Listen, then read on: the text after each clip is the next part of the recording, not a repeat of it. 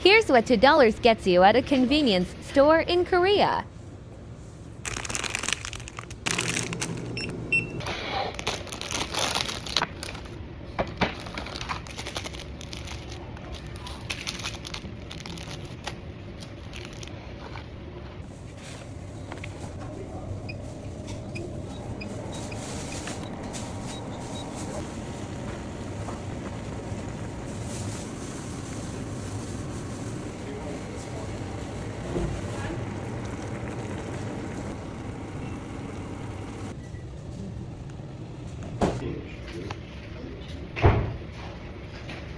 Vamos ver se a realidade é uma